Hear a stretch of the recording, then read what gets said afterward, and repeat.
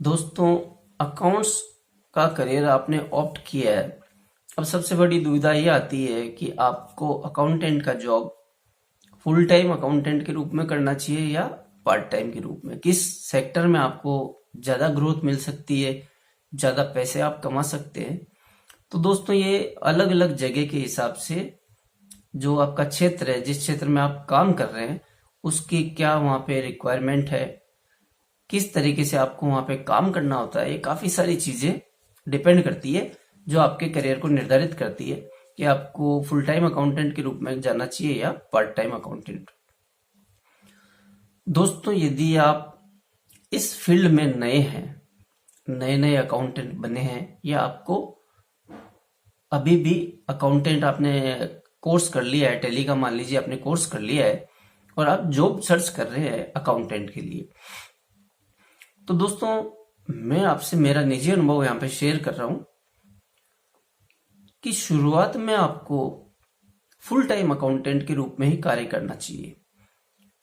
और full time accountant की job भी यदि आपको थोड़ा बड़ा इंडस्ट्री या बड़ी कंपनी मिल जाती है तो बहुत ही बढ़िया आपके लिए, करियर के लिए वो माइलस्टोन साबित होगी।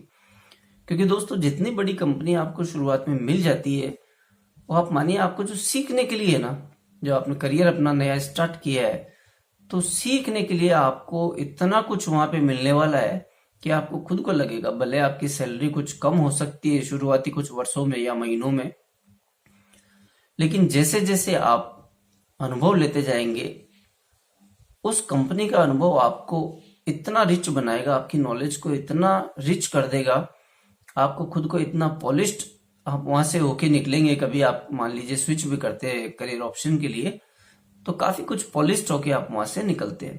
क्योंकि दोस्तों, अधिकतर बड़ी कंपनीज से मेरा मतलब यहाँ पे ये है कि जिस कंपनी की एक से ज्यादा लोकेशन पे, यानी मल्टी लोकेशनल ऑफिसेस वो रन कर रहा है, मल्टी लोकेशनल उनका काम है उस कंपनी का।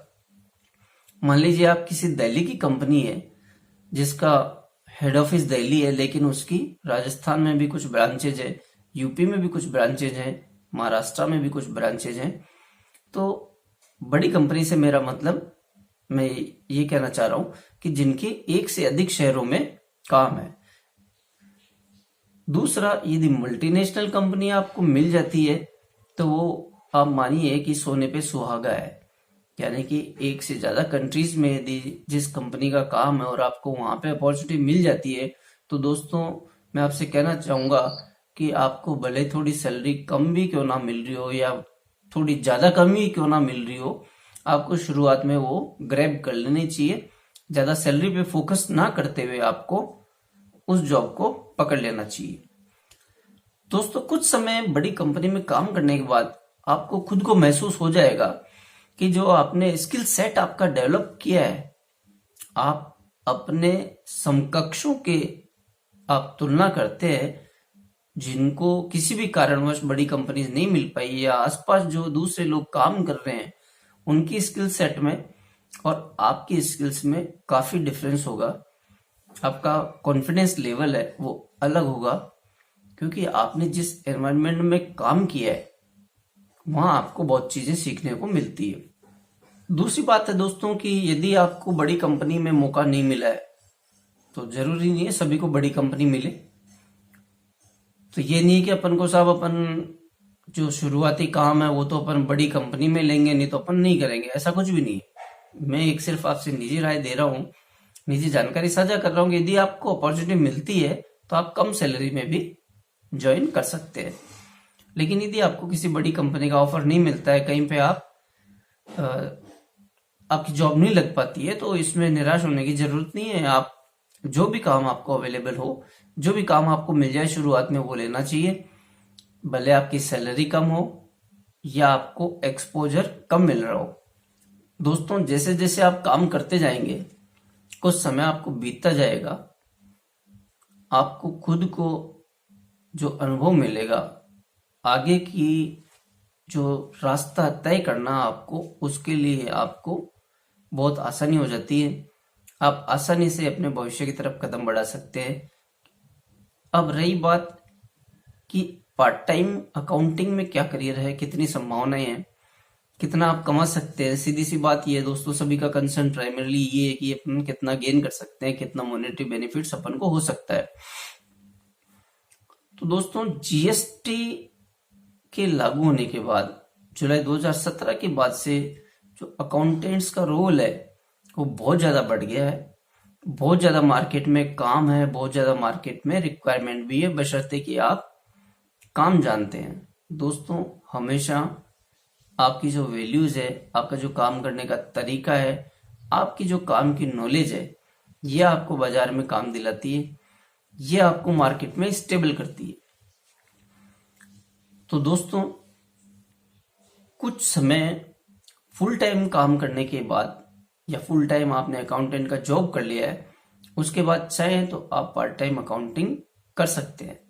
या शुरुआत में आपको लगता है कि आप पार्ट टाइम अकाउंटिंग कर सकते हैं, आपने एक्सपीरियंस गेन कर लिया है थोड़ा बहुत, या आपकी स्किल्स आपने डेवलप कर ली है, या फिर किसी कारणवश आपको फुल टाइम जॉब नहीं मिल पाया। दोस्तों सबसे बड़ी बात तो ये है कि मान लीजिए आपको फुल टाइम जॉब नहीं मिल पाया है, तो अपन इंतजार थोड़ी ना करेंगे, अपन को जो काम सबसे पहले मिल रहा है उसमें अपन चले जाएंगे।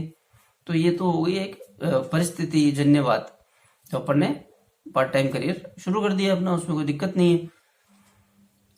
जैसे जैसे आप काम करते जाएंगे मार्केट में आपका रीच बढ़ेगा, यानी कि आज आपके पास एक पार्टी है और वो आपसे सेटिस्फाइड है। दोस्तों ब्रांड वैल्यू जो आपकी है वो कौन बनाएगा? वो बनाएगा आपका काम। यदि आप काम अपने क्लाइंट का अच्छे से कर रहे हैं, आपका रेस्पॉन्स अच्छा है, जीएसटी में यदि वो क्लाइंट रजिस्टर्ड है तो उसकी जो जीएसटी की रिटर्न आनी है वो टाइमली आप दे रहे हैं, उनको आपसे जो रिक्वायरमेंट्स है, मान लीजिए आपसे उनको डेटर्स या क्रेडिटर्स की रिपोर्ट चाहिए पीरियोडिक बेसिस पे, आप वो सब उनको प्रोवाइड करा पा रहे हैं टाइमली, तो बाकी कोई दिक्कत नहीं है। वो क्लाइंट आपको और दो जगह इंट्रोड्यूस करना चाहेगा। यदि आपकी काम अच्छा है, आपकी ब्रांड वैल्यू आपने वहां पे जनरेट करी है, तो वो बंदा आपको, आप ये मान के चलिए कि बाकी जगहों पे इंट्रोड्यूस करने में और कसर नहीं रखेगा, वो आपको इंट्रोड्यूस शहर से कर देगा। जैसे जैसे आपका ये नेटवर्क बढ़ेगा, एक से दो क्लाइंट, दूसरे से तीसरा, तीसरे से चौथा, जितना आप कर सकें दोस्तों, काम की कोई कमी नहीं है बाजार में, ये मेरा निजी अनुभव है।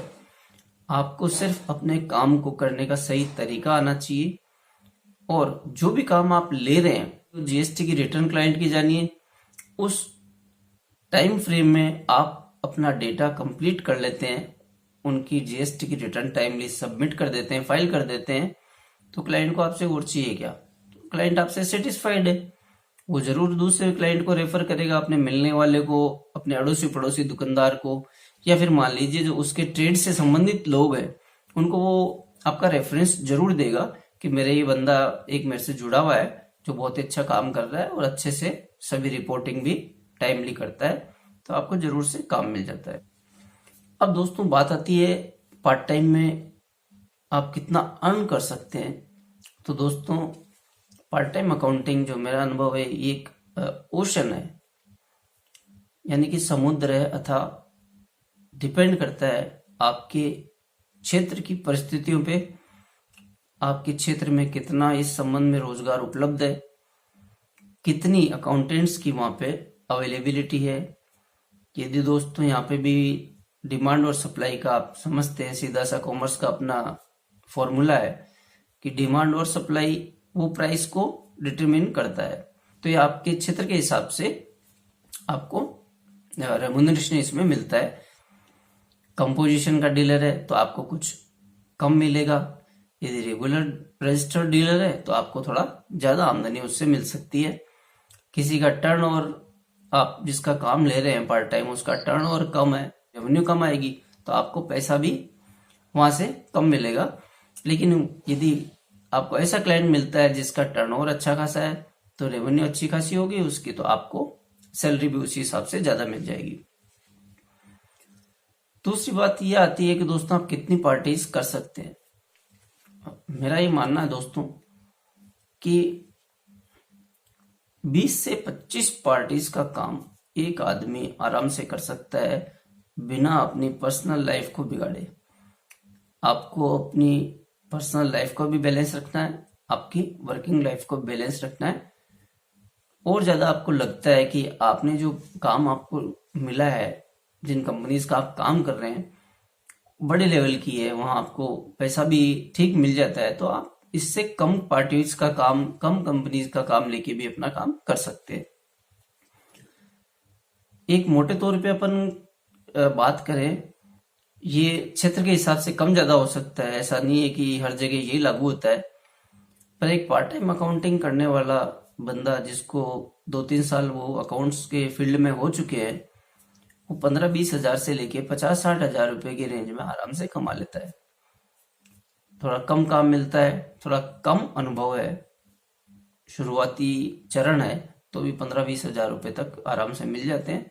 उसके बाद यदि आपको जैसे जैसे अनुभव होता जाता है, मार्केट में आपकी रीच बढ़ती है, लोग आपको जानने लगते हैं, आप अपनी इमेज जो बिल्ड करते हैं अपना काम करके, उस इमेज के बल पे आपको आगे काम मिलता जाता है। और 1 से 2, 2 से 3, 4 से 6, इस तरीके से आपके पास पार्टियां दोस्तों बढ़ती रहती है। और जितना समय आपके पास अवेलेबल है, उस समय में आप उनका काम करके अपनी रेवेन्यू भी जनरेट कर सकते हैं, रेवेन्यू अपनी बढ़ा सकते हैं। दोस्तों, आज का वीडियो आपको कैसा लगा कमेंट करके जरूर बताइए। यदि आपको वीडियो अच्छा लगा हो तो लाइक और शेयर कर दें, और यदि आपने अभी तक मेरे चैनल को सब्सक्राइब नहीं किया है तो प्लीज सब्सक्राइब कर लें। Thanks guys.